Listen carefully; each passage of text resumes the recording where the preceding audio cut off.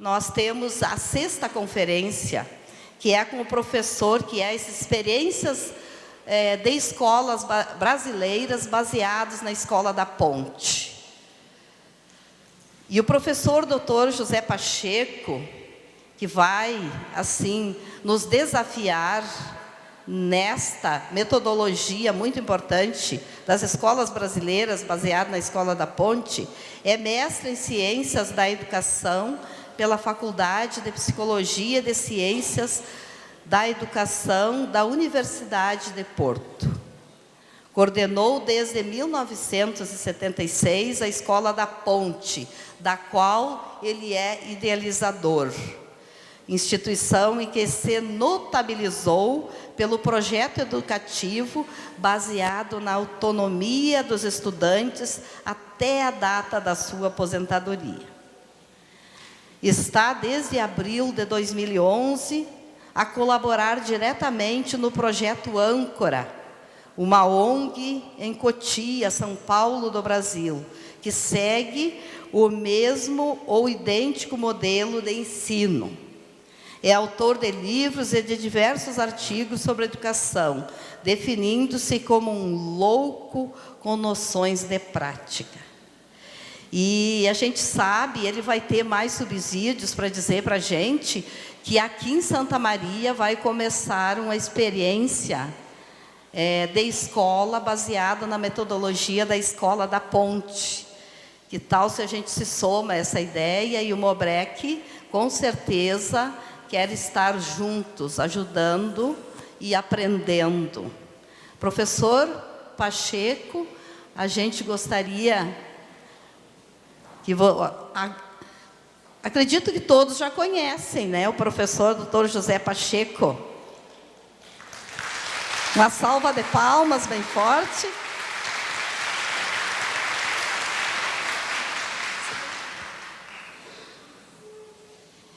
Ele quer falar aqui também, porque ele gosta de estar no meio do povo, né? E que a gente aprende, né?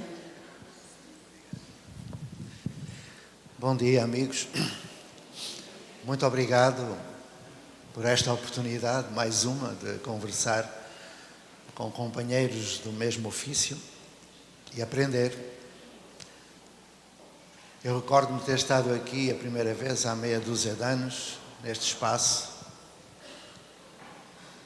e surpreende-me que ao sábado de manhã as pessoas saiam das suas caminhas quentinhas para vir conversar com um português que já cá esteve, não é? Bom, quem já esteve comigo alguma vez sabe que eu pergunto o que é que querem saber.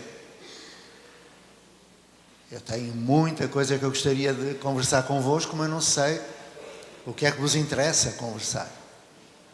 Então, se alguém quiser fazer a amabilidade da primeira pergunta, que é sempre a mais difícil, começaremos a conversar. Será 1 hora, 1h30 de conversa, muito breve. Eu tenho uma intenção, mas não sei o que é que vós quereis.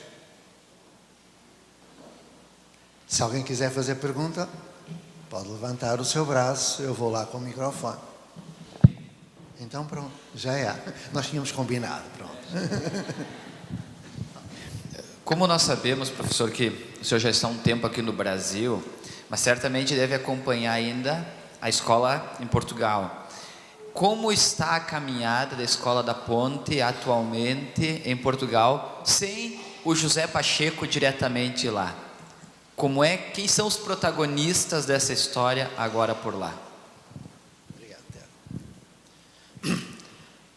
Quando me perguntam o que é mais difícil num projeto, eu respondo que o mais difícil são os primeiros 30 e tal anos, depois é fácil. Então, eu estive os primeiros 30 e tal anos lá, agora é fácil.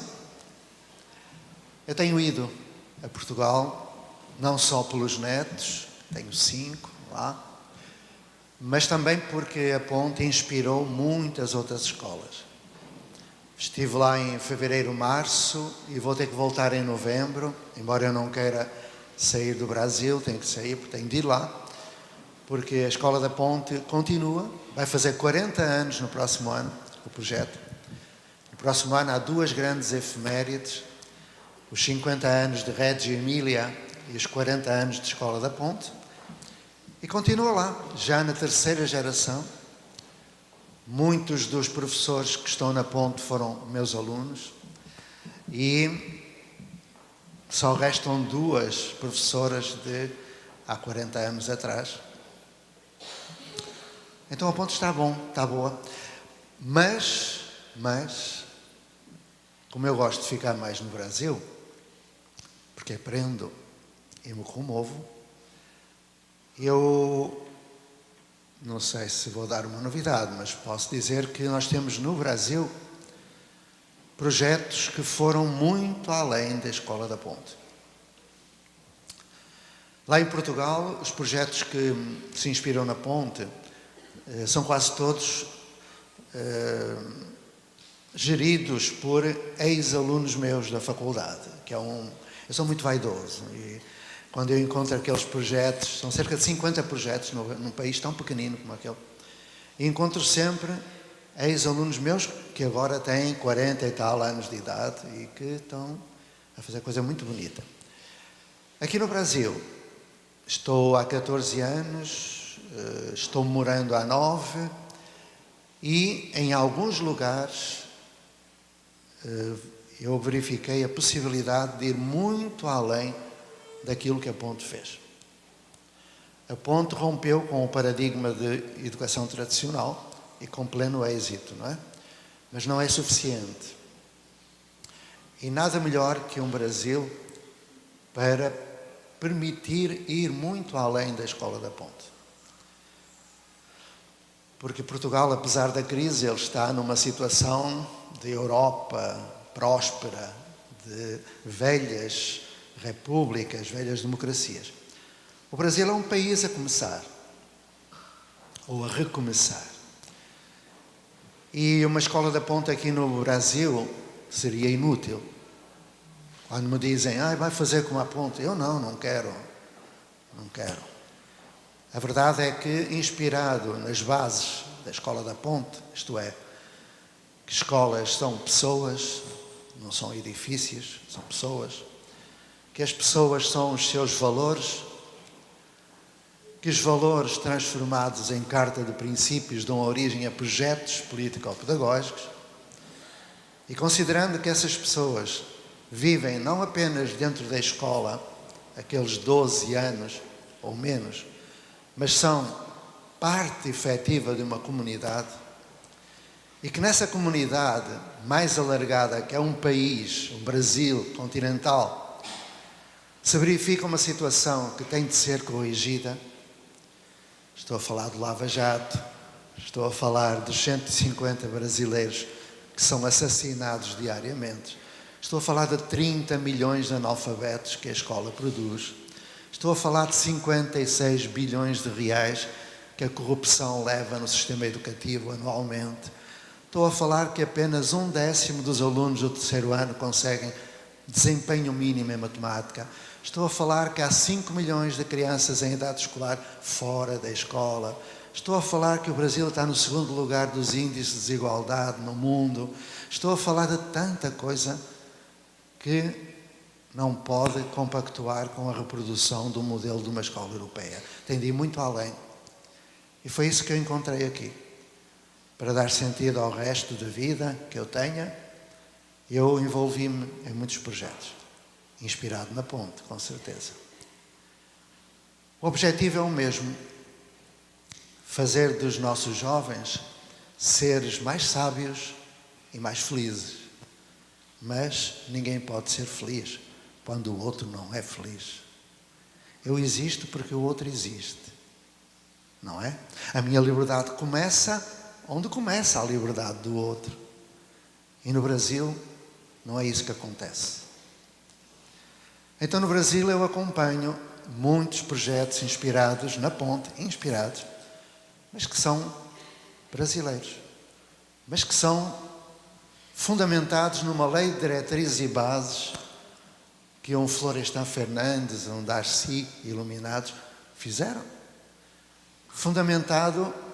Projetos fundamentados em propostas, vamos chamar-lhe teóricas, que nada têm a ver com a ponte. São genuinamente do Sul, como diria o saudoso Paulo Freire, que o brasileiro, o educador brasileiro, deve deixar de nortear a sua reflexão pedagógica e deve soliar a sua praxis.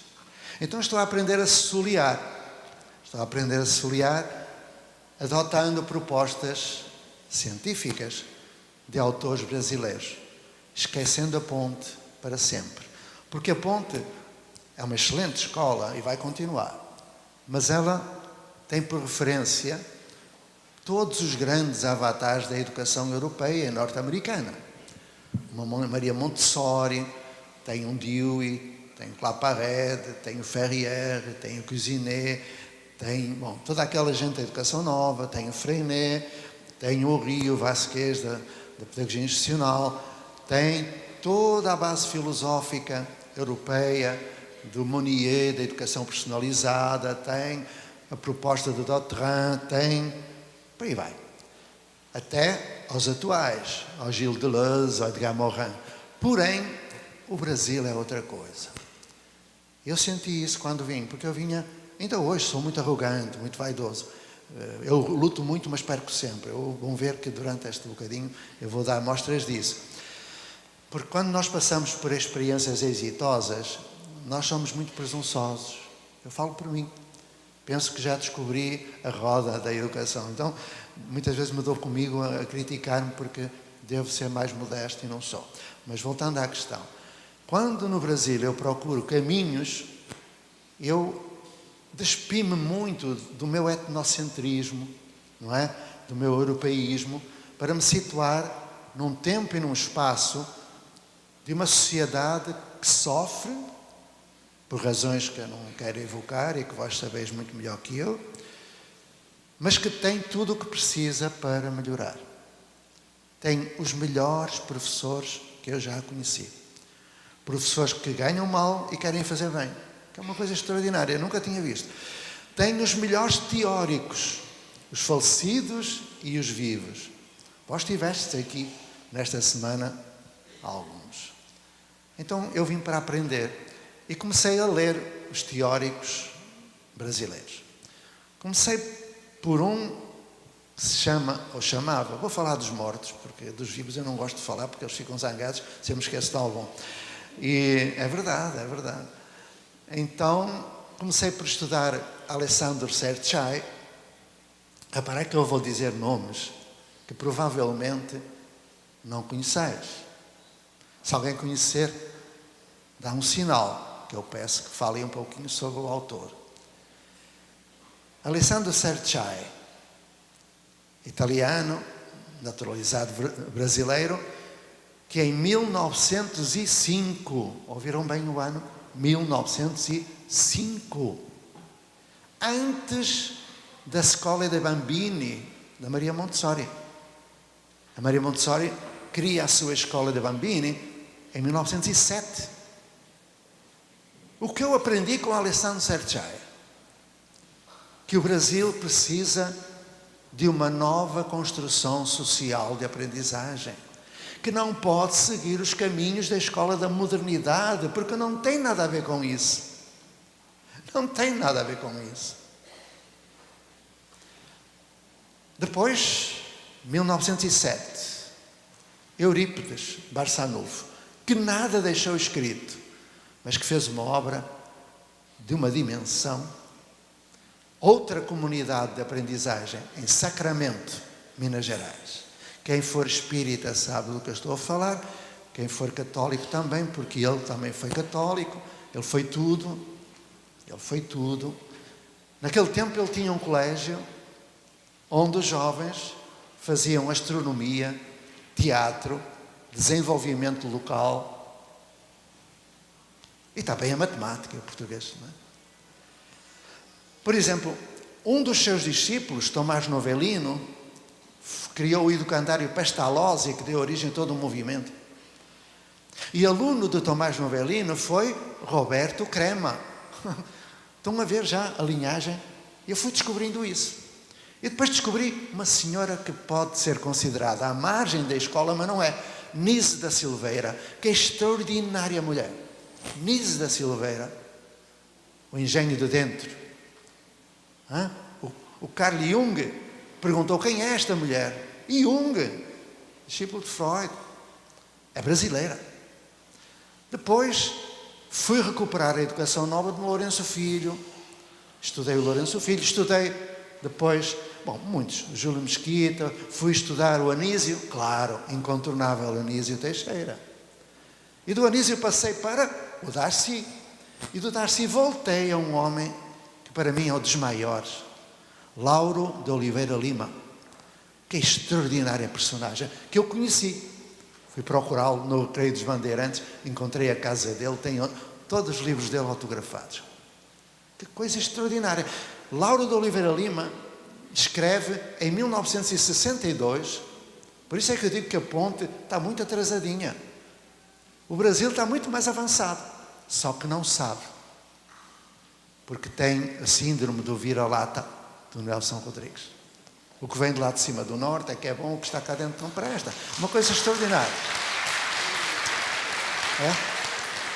Então, quando me perguntam o que é que eu vim fazer para o Brasil, eu digo que vim descabralizar. Descabralizar, é isso. A mim próprio e aos outros. Lauro de Oliveira Lima escreve um livro que tem um título vulgaríssimo, mas que é um tratado de pedagogia e que eu nunca vi nas faculdades de pedagogia. Só vejo os Piagets, Vallon, Pierron, Doriat, Biontech, aquelas múmias da Europa, não vejo nada do Brasil. Então, eu disse múmias da Europa. Eu sou uma delas, portanto, posso me incluir já. Então, já estou com 60 e muitos. Então, o Lauro escreve um livro chamado Escola Secundária Moderna. Escola Secundária. O que é que ele faz lá? A desconstrução total da escola moderna, da escola da modernidade. Total. Como um brasileiro. E depois escreve, em 1967, um livro que é o fundamento de tudo o que possa ser considerado uma nova construção social de aprendizagem. Esse livro chama-se Escola da Comunidade. Da comunidade. Genial. O problema é que no Brasil, quando eu fui procurar obras sobre comunidades de aprendizagem, eu encontrei a primeira datada de 2007. É uma tese de doutoramento da UFSCar. Eu não vejo uma citação do Lauro. A citação mais antiga é da Universidade de Leeds, em 1996. 30 anos depois do Lauro. Mas os brasileiros vão pegar aos anglo-saxónicos aquilo que têm cá dentro 30 anos antes. Os brasileiros vão pegar nos catalães das comunidades de aprendizagem aquilo que já cá têm há mais de 50 anos. Como é que pode? Então aquilo que eu possa fazer a partir da ponte, com toda a auréola, o mito que se criou da ponte, é mostrar que os brasileiros têm tudo o que precisam e não precisam da ponte para nada. Precisam é de ganhar autoestima, precisam de ganhar um melhor salário, claro, mas isso também é possível. Depois, se quiser, eu explico como é que se consegue ganhar mais dinheiro sendo professor. Porque, esqueci de dizer uma coisa, para quem não sabe, eu estou a falar daquilo que eu faço. Ouviram bem? Eu vou repetir. Eu estou a falar daquilo que eu faço. Ok? Ou melhor, do que nós fazemos, que um projeto humano não é um projeto individual, é um projeto coletivo, um projeto de gente. Terminando, eu deparei-me com um homem chamado Agostinho da Silva. Agora, posso dar-vos muitos mais, mas não vou amassar-vos com isso. Agostinho da Silva, que segue os princípios do padre António Vieira, de que a vida deve ser gratuita, o governo deve ser de criança e que o homem não foi feito para trabalhar, mas para co-criar. Princípios básicos de uma nova humanidade, valores de solidariedade. Uma nova humanidade que está a nascer no Brasil. E eu estou cá exatamente por isso. Eu quero ir até à morte, percebendo como é que isso se constrói. A partir da ponte, que o meu amigo Rubem Alves visitou e a partir daí me trouxe para cá. Pois é, meu amigo Tiago. Em Santa Maria, como já foi dito, vai recomeçar. Não é começar. Começar de novo e contar comigo vai valer a pena. Conhece o do Ivan Lins? Então é isso, recomeçar a partir do que nós somos, do que Santa Maria é. Um projeto. Ontem estava em Guaporé, mais outro projeto. Que projeto é esse? Que projetos são esses? Uma nova construção social de aprendizagem. A partir das pessoas que somos. No contexto em que estamos. E nada se repete, portanto não há receita nenhuma. O que há? Princípios. O que há? Gente. O que há? Ciência. O que há é lei. Então, Silvana, não sei se ela está aí, e outras pessoas aqui, nós vamos fazer alguma coisa que vai livrar Santa Maria de certas tragédias e vai conduzir o Brasil ao lugar que merece. Que não é apenas a 7ª potência, mas é um país fraterno, como deveria ser. Querem ver um pouquinho de imagens de um dos projetos em que eu participo, ou não vos interessa? Para depois as perguntas surgirem mais rápidas. Pode ser, ou não sei se vos interessa. Então eu vou pedir a este meu amigo que está ali, coitado, cheio de frio, vou-lhe dar um bocadinho de trabalho. Está aqui todo encolhido, está frio, não está? Não? Teu nome? Cleverson. Olá, Cleverson, eu sou o Zé. Toma lá. Vamos ver então umas imagenzinhas de uma... Eu não diria uma escolinha, é uma comunidade. Onde está a escola? Eu acho muito engraçado quando me dizem: mas nós fazemos visitas à comunidade. Eu pergunto: alguém visita a sua casa? Minha casa é comunidade, não é escola. Ou então quando eu vou para a escola e vejo que há banheiro de aluno, banheiro de professor e banheiro de diretor. Eu pergunto: mas porquê é que há lá em casa há banheiro do pai e banheiro do filho? Então, uma coisa louca. Bom, então, nesta escolinha, nesta comunidade, os banheiros são de toda a gente. E as crianças e os jovens e os adultos, nós trabalhamos desde o pré-natal. Vão já ver porquê. Pré-natal. E até à morte.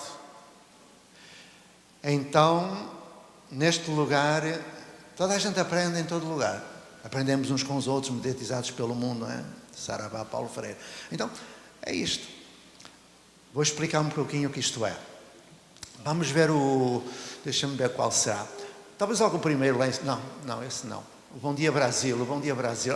Globo, é a Rede Globo. A Rede Globo tem bons programas, só que transmite entre a 1 da madrugada e as 6. O pessoal está a dormir, não vê? Então vou passar-vos um bocadinho. Mas antes de passar, só um momentinho. Vou explicar-vos o contexto, tá bom? Cá vai. Eu já tinha participado em muitos projetos, mas um dia fiquei possesso, porque cheguei ao limite da paciência, porque todas as palestras, as conversas, me diziam: isso é muito bonito, mas é na teoria. Eu dizia: minha senhora, eu estou a trabalhar na prática, no chão da escola. Qual teoria? É teoria na prática. É uma praxis, mas é teoria na prática. Não, isso é impossível. Valha-me Deus, eu ficava louco. Eu estava a perder o meu latim, blá, blá, blá, blá, blá, blá, e a pessoa pensava que eu estava a falar da Lua, de Marte ou da teoria. Não, eu falo da teoria na prática. Aí um dia uma pessoa disse-me: mas há uma coisa que você não vai conseguir. O quê? Fazer uma escola igual à Ponte. Eu disse: mas eu não quero fazer igual. Eu quero aprender. Se for para fazer igual, não aprendo nada. Não, a Ponte só é possível lá na Europa. Aqui não. Isso é no primeiro mundo. Nós estamos aqui... Aquela ideia de sermos... minha amiga, então eu vou-lhe mostrar que é possível aqui não fazer a ponte, mas fazer o que o Brasil precisa. Bom, passado uns dias, porque nada acontece por acaso, como diria o Jung, aparece-me uma pessoa que me diz: ajude-me a fazer uma escola. Eu achei estranho, eu já com 60 anos de idade, eu devia ter juízo e não começar a fazer nada, mas procurar discretamente o desapego e ir embora. Mas eu tenho esta mania de andar por aí. E eu perguntei: mas porquê é que quero uma escola? Sabe, eu tenho uma instituição que faz contraturno. E eu faço o contraturno para salvar vidas de jovens. Salvar o quê? É A minha instituição fica entre várias favelas das mais violentas da periferia de São Paulo. Eu disse, e então? E então está a ver, nós damos circo, teatro, maracatu, skate, mas no dia seguinte, quando eles voltam, eles trazem os vícios da escola tradicional onde eles andam, ou então da rua, que muitos nem na escola já estão, só vêm aqui da parte da tarde para... E então ajude-me. Eu, mas porquê? E o homem, chamado Walter Steurer, que já faleceu, ele disse, porque o nosso trabalho é como tentar enxugar gelo. Nunca me esqueci da expressão, tentar enxugar gelo. Eu disse, então vamos lá, enxugar o gelo, e começamos uma escola, que hoje é uma comunidade de aprendizagem. Uma comunidade física, territorial, porque trabalhamos com 5 favelas. Uma delas já está libertada de tráfico e de prostituição. Uma, Vila Nova Esperança, fixei o nome. Ao fim de 3 anos e 4 meses, aqueles jovens que chegaram, que eram, enfim, aqueles que vós imaginais, jogados fora das escolas, andando a pedir esmola, andando no tráfico, alguns estuprados, os pais presos, os pais assassinados, e depois vai. Aos 13 anos, 14, sem saber ler nem escrever, foram esses que nós recebemos. 3 anos e 4 meses depois, somos uma comunidade. Essas crianças estão no IDEB 10, não há um caso de indisciplina, o portão está aberto. E temos professores a morar nos barracos palafitas da comunidade, dentro dos barracos. E trabalhamos a resolver com a comunidade e não para assistencialismo, já era. Com a comunidade, para que ela ganhe autoestima, gere renda e abandone as práticas que as condenam. Projeto Âncora, um bocadinho de há 2 anos atrás. Bom dia, Brasil. Globo. A gente continua falando de educação, agora a gente traz um bom exemplo de uma escola da Grande São Paulo. Esse colégio adotou um método que está fazendo o maior sucesso com os alunos. A Mona Lisa explica pra gente. Mona Lisa, nesse colégio as atividades práticas são mais valorizadas do que o quadro negro, do que a aula tradicional. Pois é, legal, né, Ana? Uma escola de Cotia, na Grande São Paulo, adotou um método de ensino que inverte a lógica da escola tradicional. É o seguinte, os alunos aprendem as disciplinas executando atividades práticas. As aulas são em locais variados e as crianças escolhem projetos de acordo com a afinidade. Aqui, a lousa não é o centro das atenções. Tem crianças sob a tenda do circo, à sombra de uma árvore. Todo lugar é lugar para aprender. Numa escola que pratica democracia, soberanos são os alunos.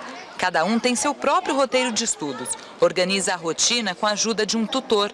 O Lohan, por exemplo, escolheu trabalhar com programação de computador. Para entender os comandos que fazem o gatinho se movimentar, ele usou, além de informática, matemática e inglês. Você tem que calcular um pouco do tempo. Eu quero fazer um gatinho que ele, quando eu clico, ele ande e saia mudando de cor. A energia do Yuri está num projeto de robótica. Sem perceber, ele está aprendendo sobre eletricidade e física. A gente monta carrinhos, barcos, robôs. A escola do Projeto Âncora funciona há 2 anos e tem cerca de 200 alunos, todos com renda familiar de até 3 salários mínimos. As crianças não são separadas por idade, não tem provas, mas a coordenadora pedagógica garante que eles são avaliados o tempo todo e tem muitas responsabilidades. Essa criança ela vai aprendendo a gerir o seu tempo, a gerir os seus problemas, a encontrar soluções, a participar de questões coletivas em busca das soluções que sejam melhores para um coletivo e não para o individual. O ensino que não tem barreiras, nem de idade, nem entre disciplinas, também ultrapassa os limites da escola. Hoje as crianças vieram para um bairro que elas visitam pelo menos uma vez por semana. É o momento de botar a cabeça para funcionar. Aqui eles usam o conhecimento para resolver problemas práticos da comunidade. Olá! As crianças conhecem os moradores pelo nome porque muitas vivem aqui. Hoje, elas vieram avisar sobre um mutirão de coleta de lixo. E essa reunião vai ser às 2 horas e eu quero dar esse convite para você. E a gente precisa muito que você vá lá. Obrigada. Se todo mundo cooperar, né, vai ser legal. A ideia foi do Eric. A gente resolveu fazer um projeto para acabar com todo o lixo do mundo. Sonhar grande assim não faz mal nenhum para quem ainda tem muito para crescer. Muito legal, né? Esse método de ensino é inspirado na experiência de uma escola europeia, é a Escola da Ponte de Portugal. Que tal, Ana e Rodrigo? Gostaram? Oh, muito. Tudo que se vive... Meus amigos, é o Brasil. E depois dizer se eu não tenho razão para ser vaidoso, não é? Está aí. Eu não estou a mostrar a Escola da Ponte. Isto é brasileiro, meus amigos. Não ouviram falar português de Portugal ali. Feito com jovens jogados fora das escolas. Em 3 anos. Então Santa Maria tem muito mais potencial do que este. O que é preciso? Vós sabeis o que é preciso. Mais alguma pergunta?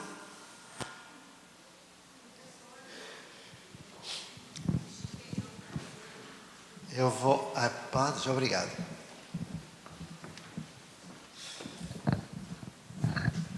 Um bom dia e é um prazer tê-lo conosco nesse seminário que resulta de uma grande parceria, muita gente envolvida.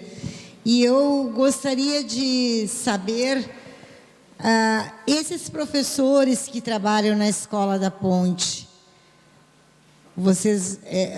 a questão salarial, o que eles recebem, como é tratado, quem cuida dos professores. Porque uma das coisas que me deixou bastante feliz durante esse seminário, o congresso todo, foi ouvir em todas as falas que o Brasil tem excelentes educadores. E aqui nós temos um exemplo. A nossa plateia são educadores dedicados, pessoas dedicadas à educação. E nós precisamos ser cuidados. Não é? O professor cuida do aluno, o aluno cuida do professor, mas quem cuida os professores da Ponte? A questão salarial, a questão da saúde desse professor, do plano de saúde. Eu sou sindicalista, então, o senhor não sei se estou no momento certo, se o senhor não quiser responder agora e deixar para depois, eu gostaria de saber essa questão. E muito obrigada por o senhor ter vindo no seminário. O teu nome? Ai, desculpe, Yolanda. Yolanda. Uma bela melodia do Pablo Milanese, não é? Isso, acho que ele fez para mim, eu Foi? acho, né? Acho que foi para mim aquela música. Eu já estive com o Pablo Milanese e o Milton Nascimento juntinhos. Ah, que legal. Eu morei em Minas Gerais, lá em Belo Horizonte. Ok, então vamos lá. Cuidar do professor. Se nós quisermos fazer uma mudança para melhor, um desenvolvimento humano sustentável em Santa Maria, a primeira medida é cuidar do professor. Ele é a mola, mas o professor está muito mal cuidado. Vitimiza-se. Coitado de mim, ganho mal, coitado de mim. Olha, na Escola da Ponte, onde não existe horário, cada professor vai para lá quando quer vai embora. Se quiser fazer férias em março, faz. Não há horário. É isso. Não há ponto, não há livro de ponto. Na Escola da Ponte, meus amigos, é a única escola que em 40 anos não tem registro de uma falta de professor, nem um laudo médico, ninguém adoece.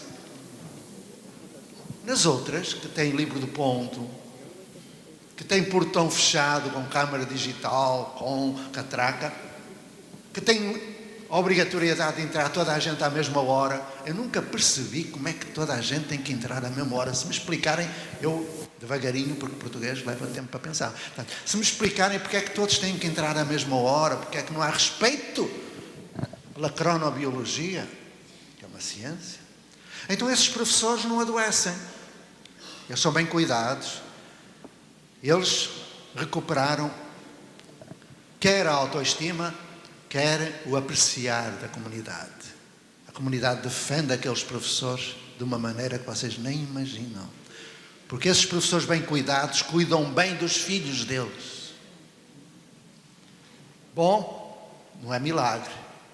É uma questão de reelaboração da cultura pessoal e profissional dos professores. Se o professor põe no seu PPP que quer fazer do aluno cidadão autónomo, solidário, e o professor não é autónomo nem é solidário, que é isso? E a comunidade entende que está uma grande mentira a desenvolver-se. Se o professor não é autónomo, como é que desenvolve a autonomia no aluno? Se a própria criança começa a formar os primeiros neurónios espelho, a partir do adulto significativo mãe, ele vai se formando a partir do exemplo do professor. Se o professor não é autónomo, ele tem dever de obediência hierárquica. Onde é que está a autonomia? Porque é que a medida 19 do PNE fala de gestão democrática se ela não existe? Se ainda há municípios em que são os vereadores que nomeiam diretores, que indicam... Que é isto? Coronelização de um sistema, e falamos em autonomia, em democracia, onde é que ela está? Então risque-se a autonomia dos PPPs. Ou então faça-se a autonomia. Estabeleça-se um termo de autonomia com a Secretaria ao abrigo do artigo 15º da Lei de Diretrizes e Bases. Então o professor não é autónomo. E ele sobrevive nessa esquizofrenia em que tem a obrigação de desenvolver a autonomia, mas ele não é autónomo. O professor tem consciência disso e sofre, e depois vai para a lista de espera da psiquiatria. Lógico. Ou então falta um terço durante o ano e o aluno fica sem a aula, etc. Bom, solidária. Solidariedade é outra palavra que eu vejo nos PPPs das escolas. Eu estou a falar de concreto. Estou a ser objetivo. E o professor sabe que não existe solidariedade, porque a solidariedade pressupõe comunicação. Como é que o professor pode ser solidário com o outro se ele está sozinho numa sala de aula? Nem autónomo é, como já disse, porque a autonomia é um conceito relacional. Eu sou autónomo em relação ao outro. Eu não sou autossuficiente, eu sou autônomo com o outro. Só se pode ser autónomo com o outro. Se ele está sozinho. Então, na ponte, o que as pessoas fizeram foi questionar tudo isso. Por que é que eu estou sozinho na sala de aula? Por que é que os meus alunos me chamam tia? Sabem de onde vem a palavra tia? Não? Querem saber ou não? Pronto. Porque tudo na ponte começou com perguntas. Por que é que chamam tia? Olha, eu vou dizer. Tia é uma palavra originária, portanto, é etimologicamente, na etologia humana. Etologia. Significa a macaca que não pode ter filhos, porque tem de cuidar dos filhos dos macacos que morrem. Sabiam isso? Por isso é que um homem chamado Paulo Freire escreve um livro, Professor assim, tia não. E nós continuamos no Brasil a ouvir a criança dizer, oh tia. Como é que pode um professor não saber o porquê das coisas? Por isso é que não pergunta o que é que quer saber. Entra numa sala e começa a debitar. Não adianta nada. Porque o professor não ensina aquilo que diz. Um professor transmite aquilo que é. Este é o drama dos professores. Porque ninguém se queixa dos alunos. Os alunos são o espelho dos professores. São resultados de uma cultura. Então, os professores adoecem. Mas tu falaste do salário. As pessoas da ponte têm um salário extraordinário. Mas não só os professores. A ideia é que em todas as escolas, tanto ganha um professor, como o cozinheiro, como o jardineiro, como a faxineira. Toda a gente tem de ganhar o mesmo salário. E muito bem, porque todos são educadores. No projeto Âncora, temos uma dúzia de professores. E temos 70 e muitos educadores a trabalhar connosco. Da comunidade. Aposentados, professores de física, aposentados, rendeiras aposentadas, serralheiros aposentados, jardineiros aposentados, desempregados. Por exemplo, no circo trabalha a Maria da Penha. Só vou dar este exemplo para perceberem quem são esses educadores. E depois digo como é que a gente ganha mais dinheiro. Sem mais um centavo da Secretaria. Se tiver aqui alguém da Secretaria de Educação, não se preocupe, que não vamos pedir nem mais um centavo do que aquilo que está lá na folha dos salários. A verdade é que o professor de Santa Maria pode ganhar 3 vezes mais, logo, de imediato. Eu não admito um professor a trabalhar numa escola onde eu estou que ganhe menos de 10 a 15 mil reais por mês. Não aceito, ponto, e acabou. É verdade. Então... Bom, e eu não estou a fazer demagogia, eu não estou a querer agradar, estou a dizer que eu faço isso. Porém, eu não ganho nada, em termos de dinheiro reais. Eu sou um dos 70 e muitos voluntários, lá no Projeto Âncora, com muito orgulho daquele projeto. Eu sou voluntário, não ganho, não preciso, mas os professores precisam. Então, quando se pôs a questão do salário, nós perguntamos como é que se pode melhorar esse salário. E compreendemos que seria muito simples. Eu vou dar apenas algumas pistas. Poderão considerar que eu estou a falar como um extraterrestre. Eu volto a lembrar que eu falo daquilo que eu faço.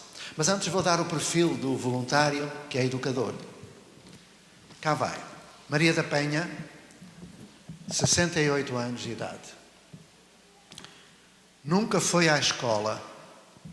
Às vezes ela aparece nos meus vídeos. Ela está a construir projetos com os alunos, a construir roteiros de estudo, a fazer portfólios. Ela, essa velhinha deliciosa, essa idosa, que não é velha, é idosa, de 68 anos. E as pessoas dizem, ela deve ser professora, assim, com muitos estudos e tal. Bom, Maria da Penha nunca foi à escola. Nunca foi. Nasceu no circo. Viveu no circo. E quando já não servia para o circo, foi viver na favela. Não sabia ler nem escrever. Aprendeu.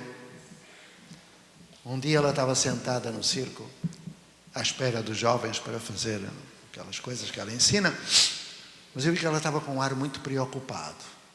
E perguntei, o que é que se passa, Penha? Fala lá. E ela, sabes, professor, estou preocupada com o Maicon. Lá é quase tudo Maicon e Washington. Aquilo é uma praga. Então, é o Michael Jackson. Bom, então eu perguntei, porquê é que estás preocupada com o Maicon? Diz ela, porque ele tem 14 anos, professor. Não sabe ler. Chegou na semana passada. E diz que não quer saber porque ganha muito dinheiro com aquilo que faz e não precisa de saber ler. Imaginam o que é que esse Maicon fazia, não é? Pronto. Eu disse, mas porquê é que estás preocupada com o Maicon? Sabes, professor, estou preocupada com o Maicon porque foi o Maicon e os irmãos do Maicon quem matou o meu filho. Então já ficam com o perfil desta gente que tenta salvar a vida de quem matou o seu próprio filho. Isto não é dos livros, isto não é da teoria, é da solidariedade prática, ativa. É solidariedade, por isso é que temos lá no projeto Jovens Solidários. Dinheiro, muito bem. Como nós temos um modelo de trabalho, de aprendizagem, que dispensa classes de apoio, classes de reforço, que dispensa o EJA, que dispensa a educação especial, porque toda é especial, o dinheiro que se poupa em professores para classes de reforço, para onde é que vai esse dinheiro? Para os professores. Como nós não temos transporte escolar, porque não é preciso para nada, não é preciso transporte escolar em lado nenhum. E não me venham com a escola rural que eu resolvo isso. Olha como eu sou já estou a dizer, sou arrogante. Resolvo imediatamente. Não é preciso transporte escolar no Brasil. É um sorvedouro de dinheiro desperdiçado com criancinha a acordar às 4 e tal da manhã para fazer estradas da terra, cheias de sono, para estar 4 horas para voltar. O que é isto? O dinheiro que se gasta em ônibus, em combustível, em reparações, em seguros, e depois o ônibus avaria, depois não há aula porque a criança não chega. O que é isto? Onde é que nós estamos? Agora reparei, em alguns municípios, a despesa com transporte escolar é metade da despesa da Secretaria. Para onde é que vai esse dinheiro? Para pagar aos professores. Só aqui eu já estou a atingir 7.000 reais. 7 a 8 mil por professor. Mas não chega. Não é preciso cartilha nenhuma. Para que é preciso cartilhas, livros escolares? Não é preciso. Quanto dinheiro se gasta aí? Mais ainda, a merenda escolar não precisa de ser licitada, precisa de ser produzida pela comunidade, gerando renda. É mais barata e de melhor qualidade. E chega lá quentinha, porque são os filhos que comem essa merenda. Querem que eu continue? Cá vai. Quando o projeto começa a atingir uma proporção que ganha visibilidade social, e o âncora já tem, recebe visitas que dão doações. Faz cursos na internet que dá milhares. Candidatam-se a editais, ainda há pouco, tivemos 1.600.000. Demos formação de professores dentro do projeto âncora, dá 180.000 por mês. Publicamos livro, fazemos palestra, o dinheiro vai para o projeto âncora. Estou a falar neste momento em 15.000 reais por mês. Qual é a dúvida? Qual é o problema? Qual é o impedimento que isto se faça? Dizem-me. E depois tem outra questão. É que não basta isto. É que para além do financiamento público, o que vem, Fundeb e tudo mais, que é miserável, que é pouco para os professores, para além de todo o autofinanciamento que nós temos, há muito mais do que isso. Mas eu vou ficar por aqui, porque posso estar a parecer que estou a vender um produto ou que estou a criar expectativas elevadíssimas. O que posso dizer-vos é que Santa Maria, se for aquilo que eu espero, no máximo daqui por 5, 7 anos, terá visitas de todos os municípios aqui à volta para aprender com as escolas de Santa Maria como é que se faz educação e como é que se dá um bom salário ao professor. E se não houver isto, que Deus tenha piedade das vossas almas, porque já perceberam que é possível. E se não o fizerem, vão todos para o inferno. Porque quem maltrata a criança, é isso que acontece. Estou a brincar. Lógico. Eu não estou zangado. Eu é que vejo que o brasileiro é muito laissez-faire, vida leva eu e tal. Não é. Temos que agir, meus amigos. Aqui no Sul está a nascer uma nova educação. Não quer dizer que em Natal, em Maracajaú, onde eu também estou, não esteja. Mas é mais no Sul, é curioso. Abaixo de Ourinhos, acontece tudo o que de bom acontece. E aqui no Sul eu sei que vai acontecer. I have a dream. Então, dinheiro não falta. Bons salários, facílimo de dar. E a aprendizagem. É que estas escolas em que eu trabalho estão no topo do rendimento escolar e, sobretudo, do desenvolvimento comunitário, desenvolvimento humano. É que resolvem-se problemas do lixo, do córrego que está poluído, resolve-se problemas de geração de renda. Tão simples, porque a escola é um nodo de uma rede de aprendizagem. Não é o centro. A escola é indispensável, mas não como centro. Muito menos como único lugar onde se aprende. Não é. A pergunta que eu faço sempre é esta. O que é que se aprende dentro de uma sala de aula que não se possa aprender lá fora? Dai-me um exemplo de uma coisa que só se pode aprender dentro de uma sala de aula. Um exemplo. Pois é. Segundo, e agora vou entrar num ritmo diabólico. Cá vai. Querem ver? Estão preparados? Ok. Eu vou fazer uma afirmação. Numa aula não se aprende. Vou repetir. Numa aula não se aprende. Dar aula é inútil. E é prejudicial, porque desenvolve heteronomia, desenvolve dependência, desenvolve coisas que são péssimas, valores negativos. Quando eu dizia isto há 40 anos, eu já escutava: você é jovem, você é utópico. Alguém diz que eu tenho aspecto jovem agora? O problema é que nós pensamos que numa aula se aprende. Porque a sociedade acha que tem de haver uma escola assim, que sempre foi assim, como a síndrome da Gabriela. Eu nasci assim, eu fui sempre assim, vou ser sempre assim. Não é, meus amigos. Esta escolinha que nós temos ainda no Brasil, e que foi importada do Norte, ela tem 150 anos à volta disso. Veio da Revolução Industrial da Inglaterra, da França dos conventos e da Prússia militar. O resultado está aí, meus amigos. Quando algum professor me diz: mas eu tenho medo. Eu pergunto: tem medo de quê?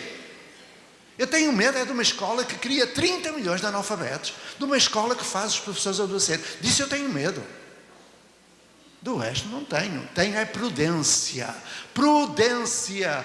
Ninguém transforma criança em cobaia de laboratório. Cuidado com isso. Respeito pela criança. Mas medo disso? Meus amigos, eu perguntava durante 7 anos: por que é que eu dou aula tão bem dada e há alunos que não aprendem? Toda a gente já perguntou isso. Ou há aqui algum professor que tenha conseguido ensinar tudo a todos? Se disser que sim, eu digo que é mentiroso. É sim.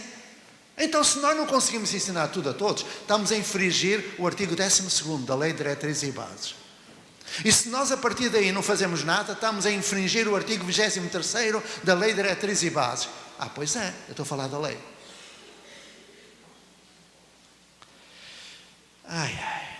Eu perguntava a mim mesmo: porque é que eu dou aula tão bem dada, faço um planejamento fantástico, produzo materiais que eu utilizo e todos os anos há aqueles mafarricos que não me aprendem, reprovam, vão para a classe. Porquê? Um dia descobri: se eu dou aula, eles não aprendem porque eu dou aula, ponto, acabou. Só que eu levei 7 anos para descobrir isso. Não é verdade? E nesse momento eu senti o chão fugir-me debaixo dos pés, porque eu só sabia dar aula. Foi o que me ensinaram. Então eu vou concluir com o cuidar do professor.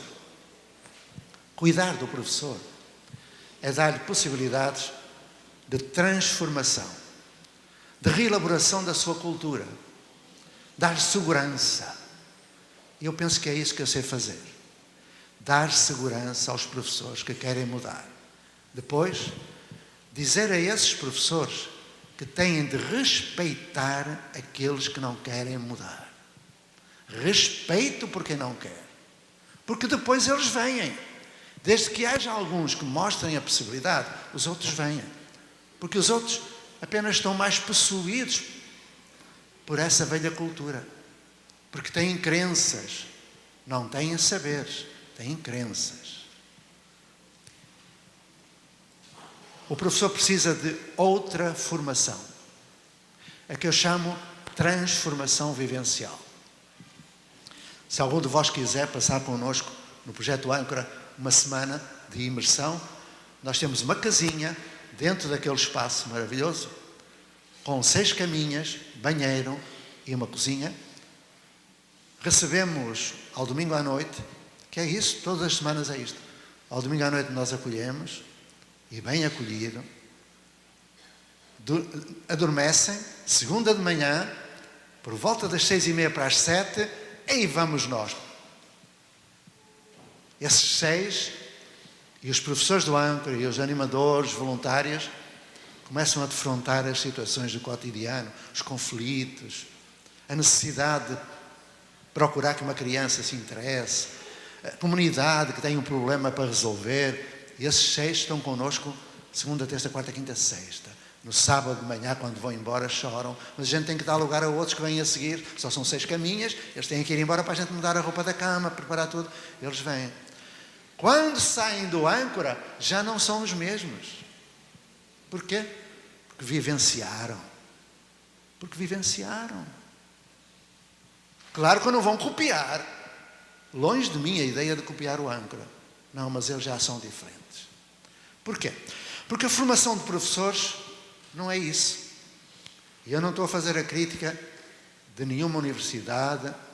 Tenho muita admiração, tenho muitos amigos, professores universitários, brasileiros e não só. Mas o problema da educação do Brasil é a universidade. mas é a solução também. Eu trabalhei na universidade, a culpa é minha também. Em primeiro lugar, eu sou o maior culpado, O que é que fazem na universidade, na formação? O jovem entra, injetam-lhe Piaget, Vallon, Pierron, L'Oréal, Leontief, Bakhtin, papapel. E quando ele, ao fim de 4 anos, vai para a sala de aula, o Piaget não está lá e o Vygotsky já fugiu. Ou seja, ele acumulou cognitivamente meia dúzia de tretas, fez uma prova, tem o diploma e vai. Ou seja, tempo perdido. É. Eu sei que custa ouvir isto, mas é verdade. Pior ainda, é que muitas vezes vão com aquele sentimento de que sabem. Eu tenho esse problema, porque eu tenho uma memória de longo prazo prodigiosa. E esse é o maior problema, porque vós todos já esquecestes tudo aquilo que vos meteram na cabeça, porque a memória é inteligente, é esperta, esquece, porque não faz falta. Por exemplo, quando alguém me diz, mas é que eu aprendi muito e tive aula. E eu pergunto, quem é que sabe fazer raiz quadrada? Levanta o braço, quem sabe fazer raiz quadrada? Está a ver? Ninguém. Professor de matemática não vale, professor de matemática não vale. Vem sempre alguém, ou um professor de matemática para me estragar a estatística. Não. Professor de matemática não vale. Mas é que uma vez encontrei um professor de matemática que não sabia também a raiz quadrada. Aí é que eu fiquei espantado. Bom, mas mesmo que não seja de matemática, pode ser o meu caso. Eu vou explicar, que é bem mais dramático. Eu já vou explicar. Se eu fizesse aqui agora perguntas sobre conteúdos da grade curricular do fundamental, nós não sabemos. Mas tivemos aulas sobre raiz quadrada, muitas aulas, e fizemos prova, raiz direitinho e tal. Não se aprende numa aula. Isto é um tabu.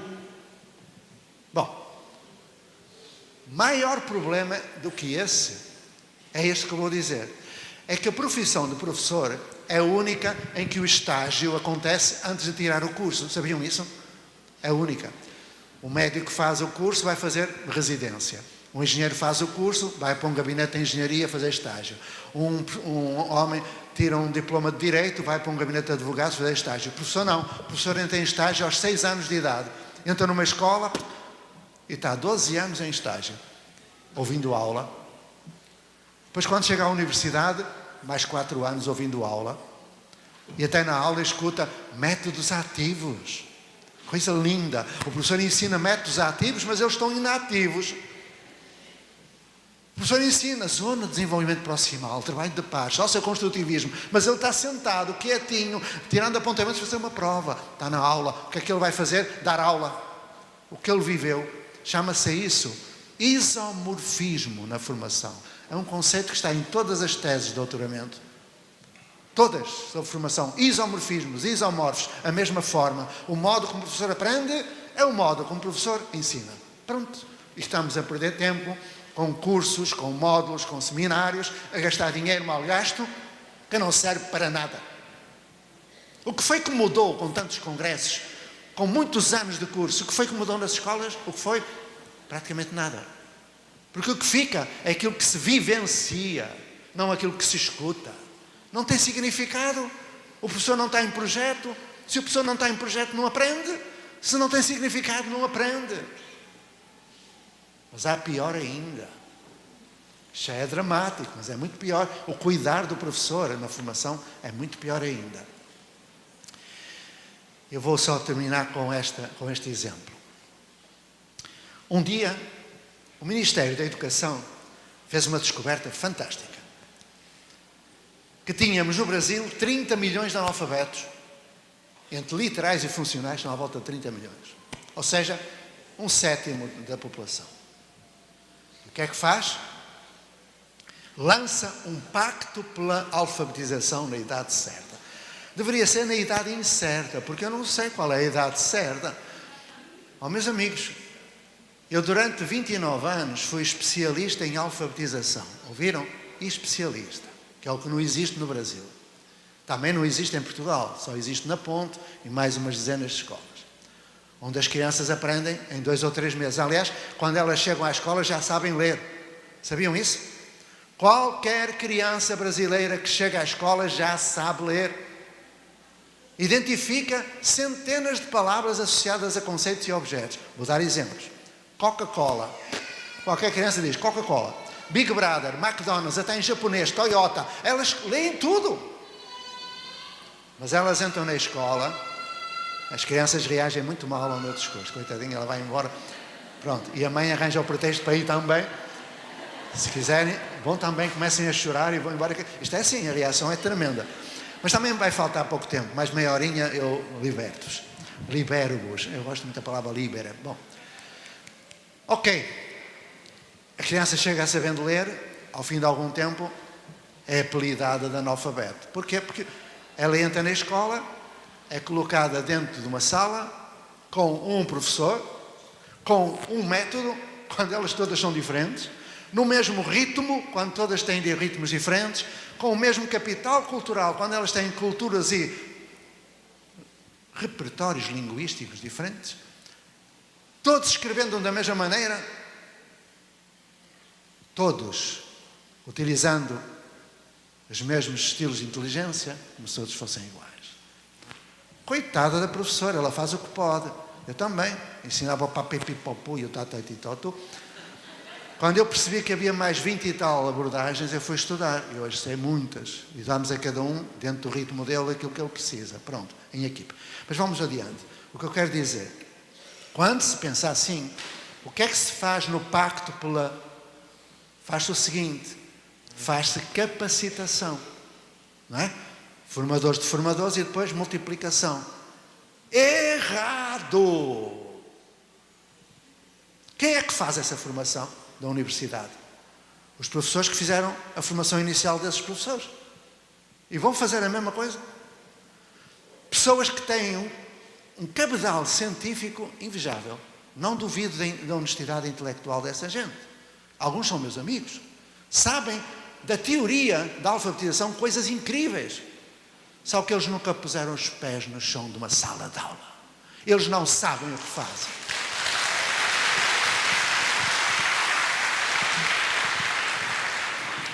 É o velho problema do Brasil. Quem faz não escreve, quem escreve não faz. Eu fico a pensar, o que é isto? É verdade. Então, quando se faz uma coisa destas, considera-se que o professor é um objeto, ou incapacitado, ou incapaz. Vamos capacitar. Eu acho uma palavra horrorosa. Bom, então vai capacitar o incapacitado, ou seja, transforma o professor num objeto de formação. O professor não deve ser considerado objeto de formação. Deve ser considerado sujeito de autoformação no contexto de uma equipe e de um projeto. E não é isso que acontece. Também acontece isso quando eu começo a falar. Ela toca logo o alarme. Então, estou sempre a brincar, já devem ter percebido. Ok. Já foi embora. Ok, meus amigos. Então é facílimo ter um melhor salário. É preciso cuidar do professor. Não apenas nesse aspecto, mas, por exemplo, nos concursos. Tem que mudar. E quando chego aqui a coisa complica-se, porque lá em Portugal foi complicado. A Escola da Ponta é uma escola da rede pública. Escolhe os seus professores. Ouviram? Escolhe os seus professores. E há escolas brasileiras públicas que escolhem os seus professores. Mas pode ser de outra maneira? Eu não percebo. E agora acrescento. Eu sou o mais antigo sindicalista português. Fui sindicalista no tempo da ditadura, fui torturado por defender professor. E não admito que pensem que eu estou contra professores. Dá para entender? Ok. E perdoai esta razoada. Meus amigos, as escolas têm que ter a dignidade de um projeto próprio e nessas escolas devem aparecer os professores que se revejam nos valores, nos princípios, na visão do mundo, na visão de sociedade que aquele projeto pressupõe. E não candidatar-se para ficar mais perto de casa. Pois é. E nas escolas que nós pretendemos que sejam a raiz de um Brasil melhor, Não pode haver diretor de escola, nem supervisor. Eu quero lá saber dos super-heróis, não quero. E nessas escolas não pode haver, eu acho que faço isto. Nada de achismo. Eu tenho de fundamentar. Agora, as pessoas dizem, eu quando vou ver as teses de doutoramento, o que é que eu leio? Segundo o Vygotsky, e o Piaget disse, eu quero lá saber do que o Piaget disse, eu não sou fofoqueiro, eu quero saber, é verdade. Aquelas teses é tudo.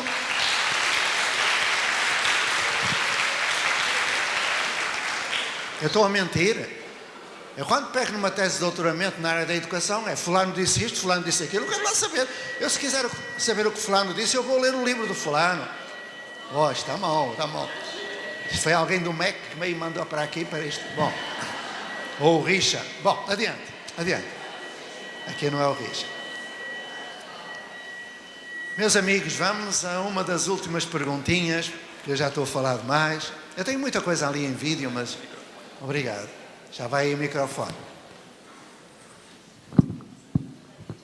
Máximo 2 minutos, por favor, para que outros possam participar. Bom dia a todos. Eu queria colocar uma questão. Você fala questões de ordem bem prática, né, da vida do professor. Eu gostaria de fazer uma colocação de uma questão mais estrutural, né?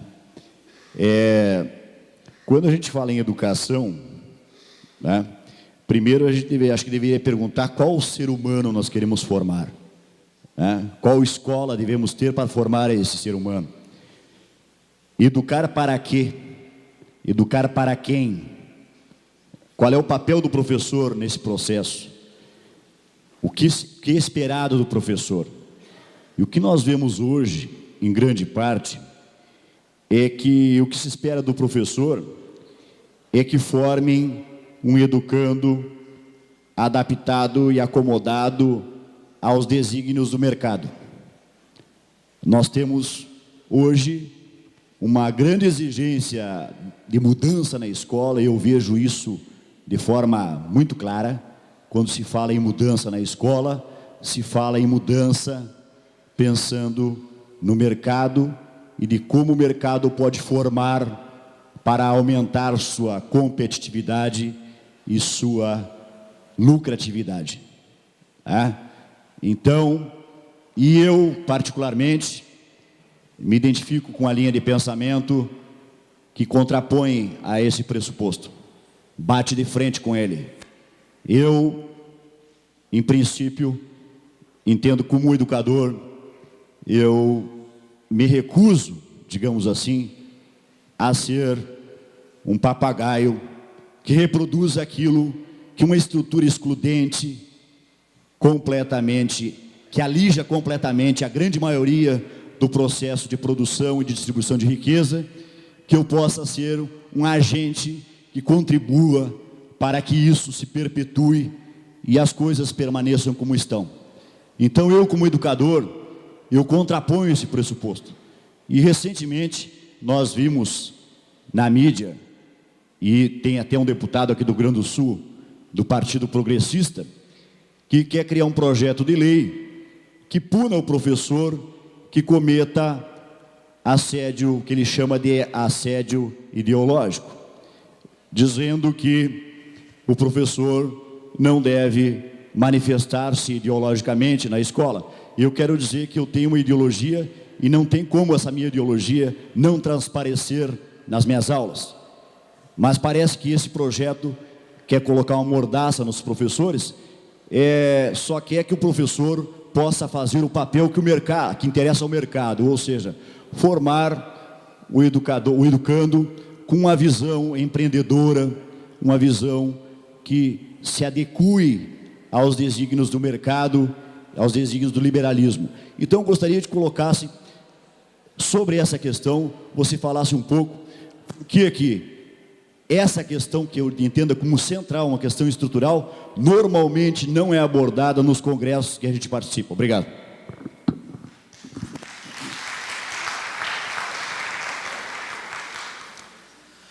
Quando nós há 40 anos começamos lá na Ponte, quando recomeçamos aqui no Brasil, essa questão foi colocada. Quais as finalidades da educação, qual deve ser o papel do professor, etc. Foi muito claro que nós compreendemos desde a primeira hora que todo o ato de aprender, todo o ato educativo, ele é simultaneamente político e amoroso. É através do vínculo amoroso que se estabelece com o outro que nós aprendemos e nós ensinamos. E é político porque tudo tem ideologia. Eu compreendo essa gente.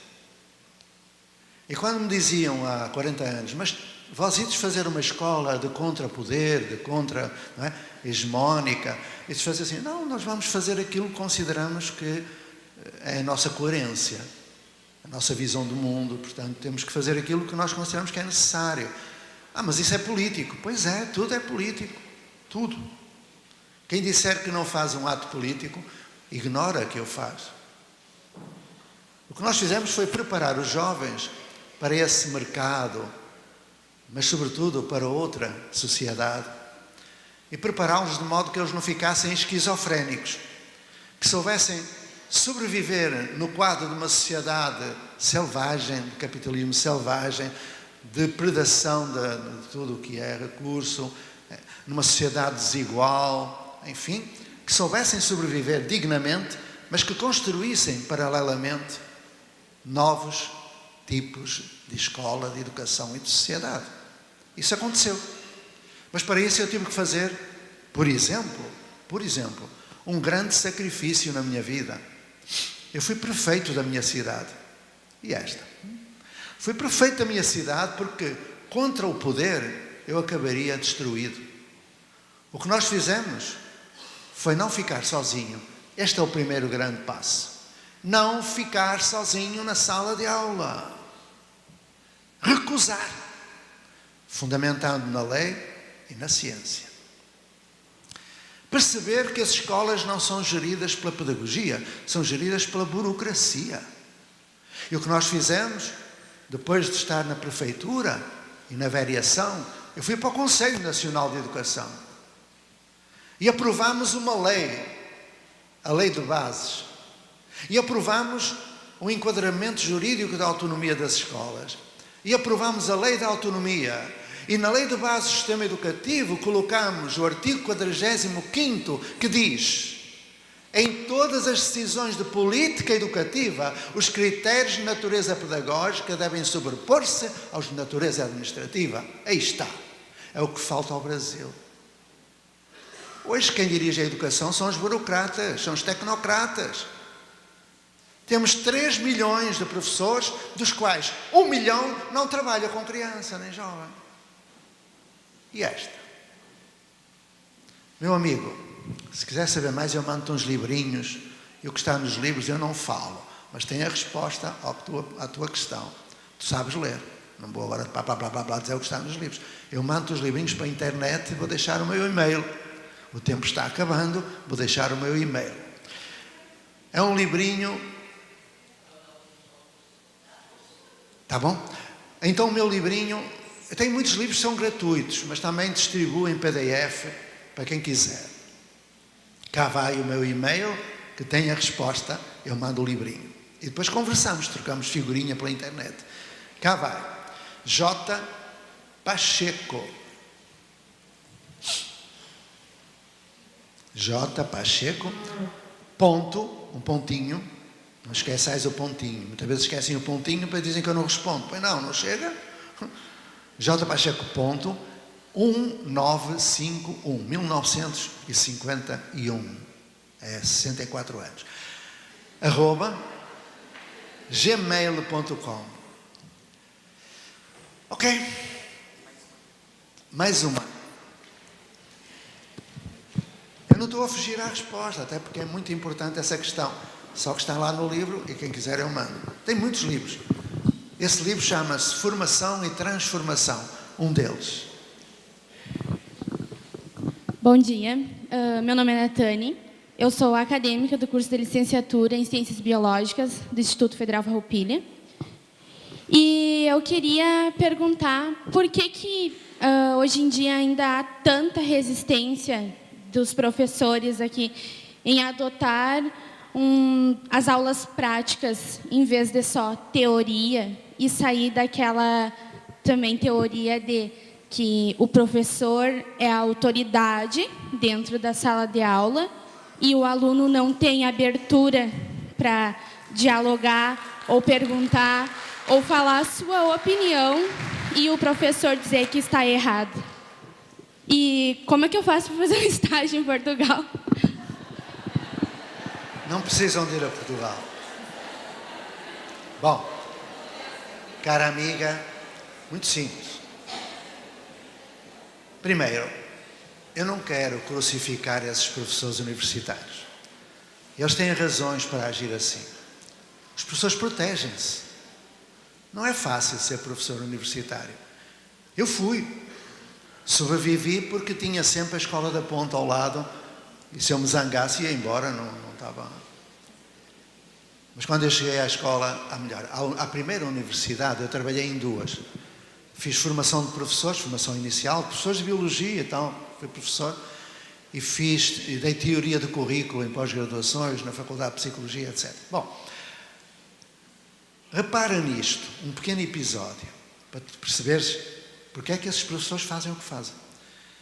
Eu fui abrir um congresso e quando acabei a minha fala, eu vinha a descer do palco, que lá fui obrigado a ir para cima de um palco, vinha a descer do palco e a subir o segundo palestrante. Um homem extraordinário, um brasileiro extraordinário, um grande amigo meu, não vou dizer o nome. Ele escreveu dezenas de livros e toda a gente já leu os livros dele, de certeza. É um homem de uma inteligência fantástica, mais ou menos da minha idade. Ele ia a subir, professor universitário. Eu ia a descer, ele pega-me no braço, puxa-me para trás da cortina e diz: bonito serviço, amigo. Porque foi? Acabaste de estragar a minha palestra. Ó fulano, mas eu estraguei porquê? Tu acabas de dizer, ali em cima do palco, que numa aula não se aprende nada e que uma aula é inútil e prejudicial. E ninguém reagiu, e eu estava lá também. Eu disse: ó meu amigo, mas tu sabes que uma aula é inútil e prejudicial. Tu leste o Vigotes, tu leste... Pois, eu sei. Então, porquê é que não vais dizer isso ali em cima? E ele: porque eu vou dar uma palestra sobre planejamento de aula. Aí eu disse: mas se tu sabes que uma aula é inútil, porquê é que fazes isso? Porquê é que não vais ali dizer isso? E ele baixou os olhos e disse: porque na universidade eu sou obrigado a dar aula. Ouviram bem? A mim também tentaram. Eu cheguei à primeira faculdade e vieram ter comigo com 2 papéis. Um era um registro de presença dos alunos. Uma coisa horrorosa. Uma cadernetazinha em que eles têm que assinar à entrada e à saída. Eu disse: eu não faço isso. Foi logo. Quero lá saber. Mas tem que fazer. Porquê? Eu li a proposta de educação desta universidade e diz lá: queremos formar professores responsáveis. Como é que uma pessoa pode ser responsável se anda controlada a toda a hora, tem que assinar a entrada e a saída? Eu não faço isso. E não fiz. E ninguém me bateu.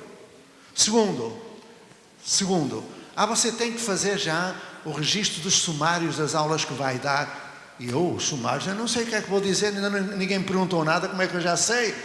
Mas vai ter que fazer os sumários das aulas, mas eu não vou dar aula. E disseram: você tem que dar aula. Não dou. Era só que me faltava voltar ao século XIX. Não faço. Estive lá 5 anos, não dei uma aula, não me marquei falta nenhuma. Aqueles jovens hoje têm 40 e tal anos, são os melhores professores do meu país. É assim. Porquê? Porque me juntei com professores de lá de dentro, juntei-me com eles, profissionalmente, lógico, e fomos fazendo um núcleo de trabalho dentro da faculdade. O que resultou? Projetos, roteiros de estudo, transformação pessoal, professores diferentes que não estão numa sala de aula, estão numa comunidade aprendendo e ensinando e desenvolvendo. Tão simples. Ser tu próprio a mudança que desejas para o mundo. Agora, esta incoerência daquele professor deixou-me marcado. Porque eu vi que ele, quando olhou para o chão, ele sofria. A universidade é medieval. É Bolonha. É Bolonha. Agora com o rei... Reparai que a universidade ainda tem... Reparai bem. o magnífico reitor. Ainda tem rei, o reitor. Uma coisa lógica, não entendo. Bom, e depois aquelas fantochadas todas, uma coisa impressionante. Claro que a Universidade de Santa Maria não tem. É diferente. É diferente. Agora, um lugar onde as pessoas... Aqui há um tempo atrás, eu sou muito mauzinho, não é? Porque às vezes digo coisas que não devo e magoa, eu ofendo e fico muito arreliado. Mas houve um professor universitário, que aliás era meu amigo, deixou de ser, por isso eu continuo. Ele é que não gosta de mim, agora não sei porquê, vamos ver porquê. É que o homem resolveu chatear-me a cabeça e disse, eu dou aula, eu ensino, eles aprendem. Eu disse, diga-me lá porquê. Porque eu sou doutorado em Vygotsky. Oh, meu amigo, desculpe lá. Então, se você leu Vygotsky, não deve ter feito a mesma leitura que eu. Leu o Lev Vygotsky, foi esse mesmo. Eu pensei que fosse solto Vygotsky, porque quem lê Vygotsky não pode continuar a dar aula. Ele, mas eu continuo. Então, olha, o senhor deve ser analfabeto funcional. Leu o Vygotsky e não entendeu. Lógico, não entendeu nada do que leu. Continua dando aula, não entendeu. Ele fez aquelas teses que o Vygotsky disse. Pois disse. Mas o Vygotsky foi psicólogo. Nunca foi educador. Nem sabia o que era educar. O Piaget foi zoólogo. O que é que ele sabia de dar aula? Nada. O Vallon foi político. O Dewey foi sociólogo. A Montessori foi médica e psicóloga. Nenhum sabe nada de dar aula nem de chão de escola. Nenhum. O problema é esse. O problema é esse. Muitas vezes eu trabalho com escolas Waldorf. Eu adoro escola Waldorf. Porém, eu digo, eu sou steineriano, não sou waldorfiano. Steiner, um gênio. Aliás, Martin Buber, companheiro que escreve o Eu e Tu, é uma época de ouro da filosofia. Steiner era filósofo.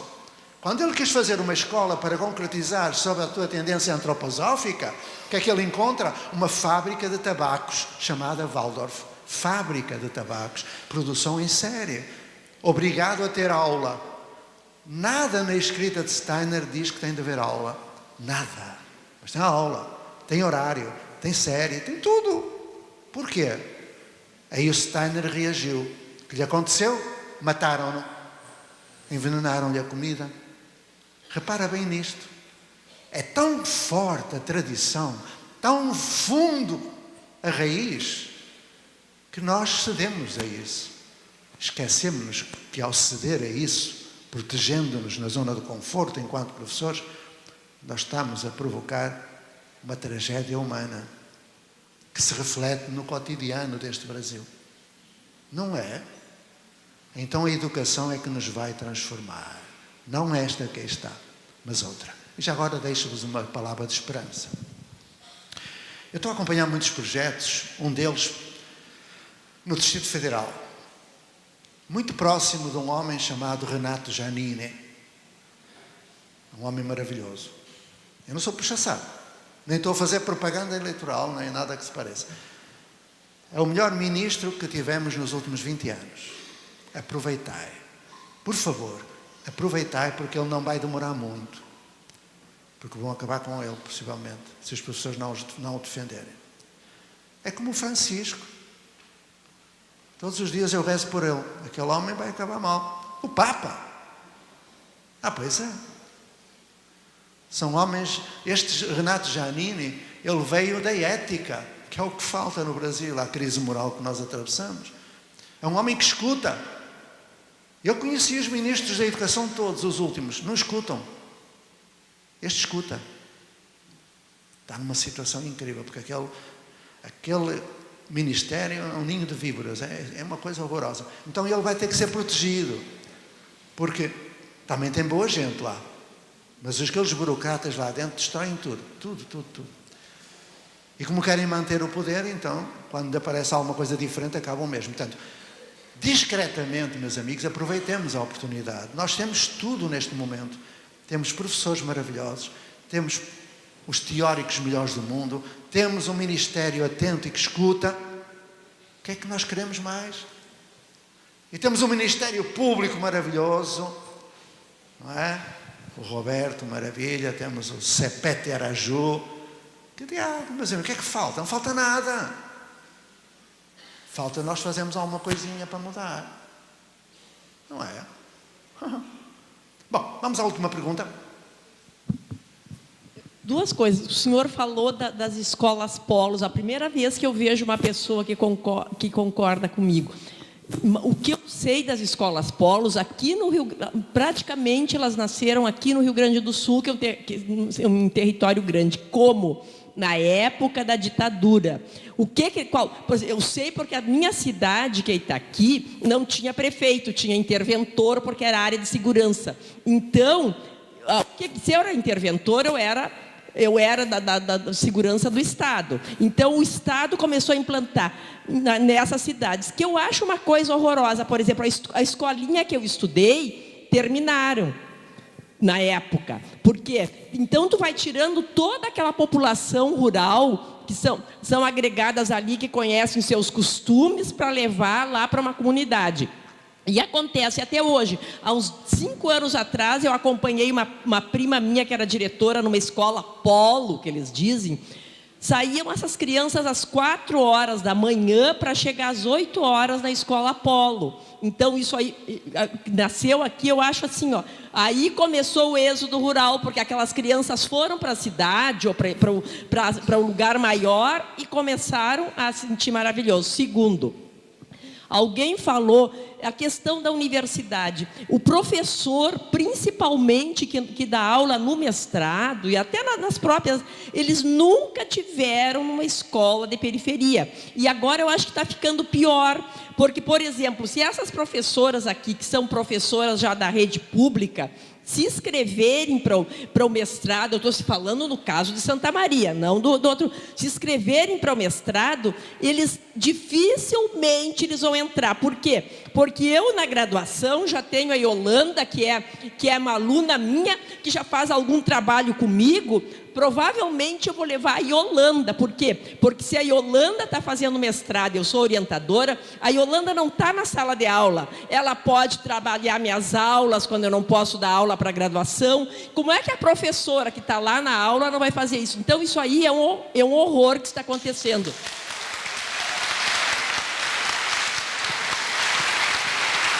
E tem mais, a última coisa. Eu mudei a minha forma de dar aula graças a um senhor pedreiro lá da Vila Schirmer. Fazia 12 anos que eu era professora de matemática e num sábado à tarde, em 89, eu saí fazer campanha política na Vila Schirmer. E um senhor me chamou e me disse: o que a senhora está ensinando para o meu filho? Que ele já é seu aluno desde o ano passado e eu quero fazer um galinheiro ali naquele canto e o meu filho não soube medir. E eu tinha trabalhado com o filho dele área, perímetro, eu saí muito envergonhada dele e ali eu comecei a mudar minhas aulas.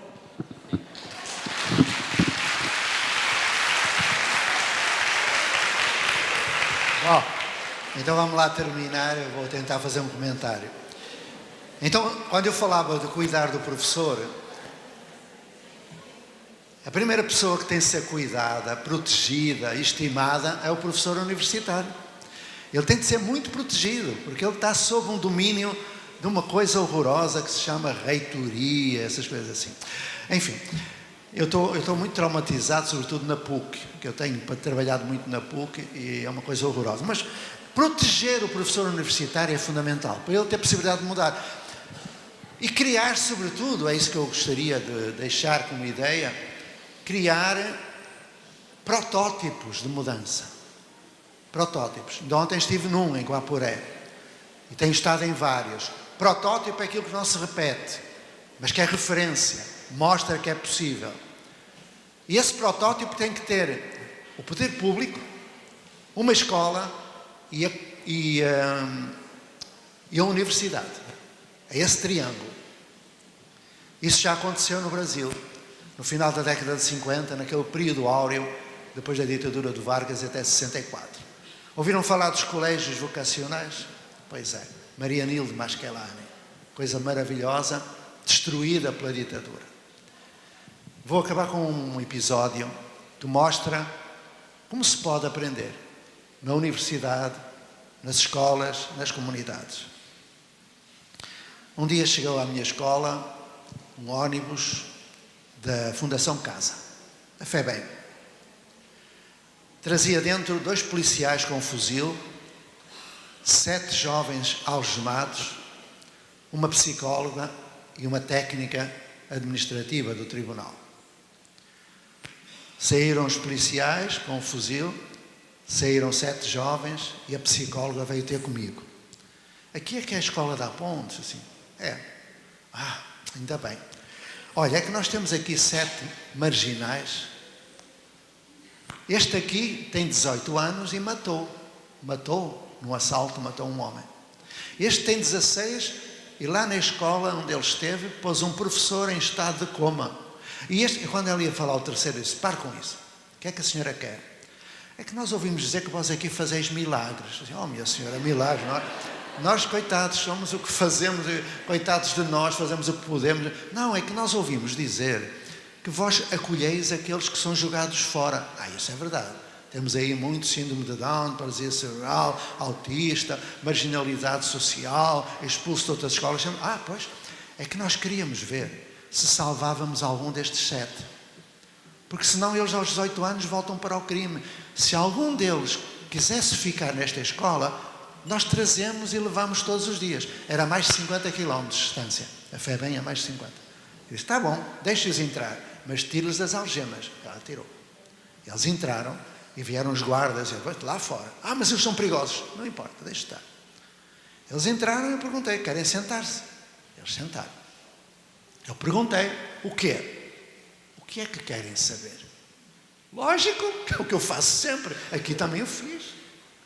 Aí eles olharam uns para os outros, como quem diz: isto é uma tocaia, deixa-me estar calado. Ficaram quietinhos e calados a olhar uns para os outros. Aí eu perguntei: o que é que querem fazer? Que é o segundo pilar da educação do relatório da Unesco. O aprender a conhecer, o aprender a fazer, o ser e conviver. Ok.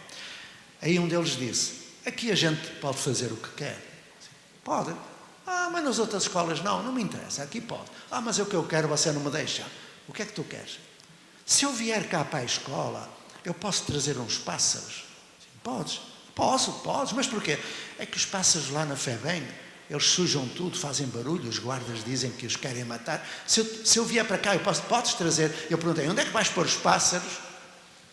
E diz o mais velho: olha, ele falava assim: eu trabalho na construção civil, sabe? Quer dizer, quando não estou preso, eu não tenho cabeça, dou tiros nas pessoas, vou preso, mas quando eu não estou preso, eu trabalho na construção civil.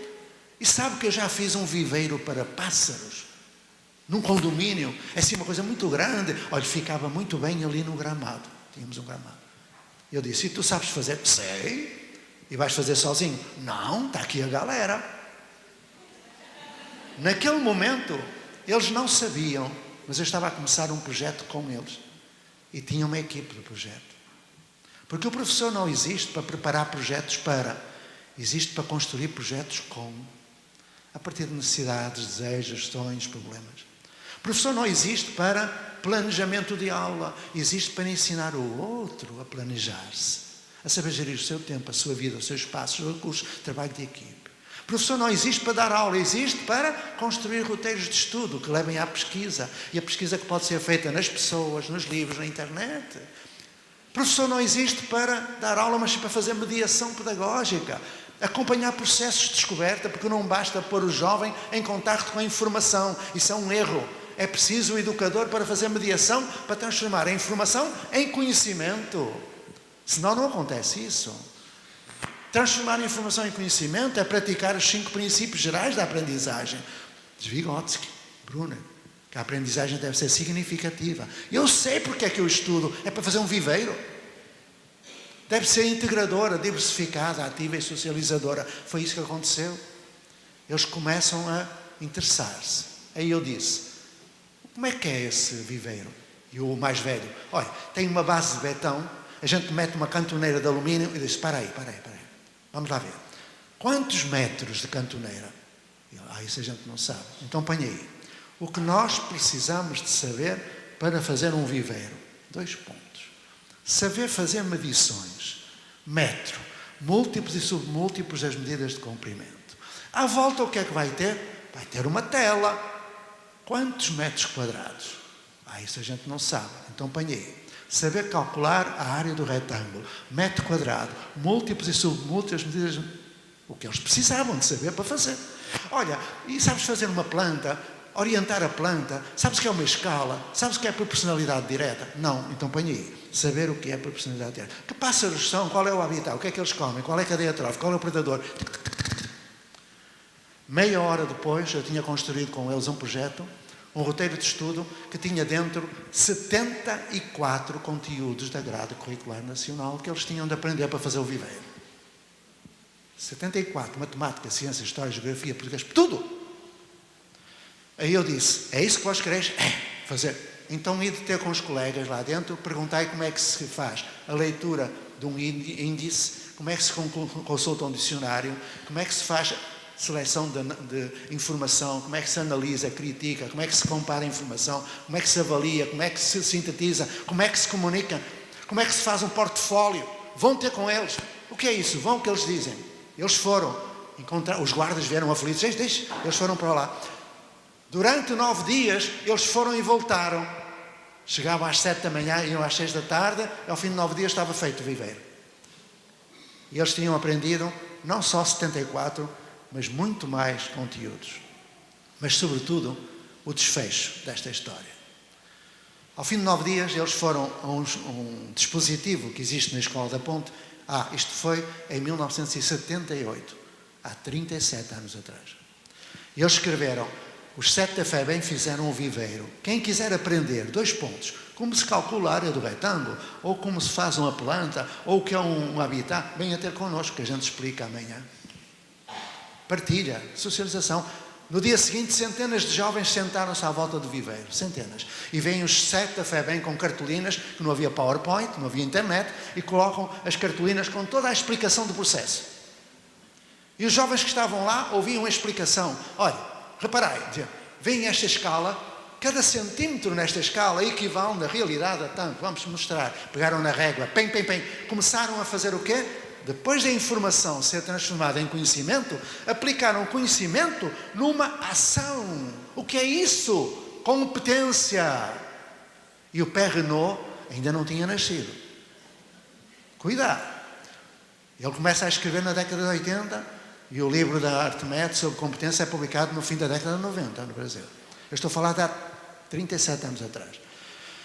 Estilos de inteligência, competência, está lá tudo. Só que nós não sabíamos. Então acabou assim.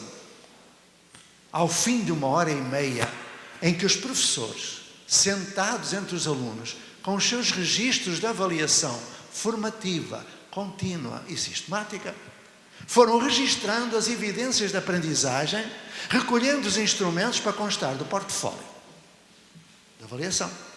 E quando ao fim de 1h30, em que ninguém levantou o pé, nem para urinar, eles dizem, não há mais dúvidas? Não, porque as crianças punham dúvidas e eles respondiam. Testavam. Eles tiravam um paninho e dizia assim numa cartolina, eu tenho essa cartolina em minha casa, guardo-a religiosamente. Os 7 da FEBEM fizeram este viveiro e oferecem-no à nossa Escola da Ponte. Levantaram-se centenas de jovens, batendo palmas, cumprimentando, parabenizando, dando abraços àqueles 7, levantando, 2 deles foram em ombros. Deixamos de ter 7 jovens marginais. Passamos a ter 7 seres humanos maravilhosos. 5 daqueles têm um pós-doc com histórias de vida, são homens maravilhosos. O mais velho tem 3 empresas de construção civil, onde emprega síndrome de Down e paralisia cerebral. Isto é aprendizagem. O resto é perder tempo. Ficar em paz. Tchau.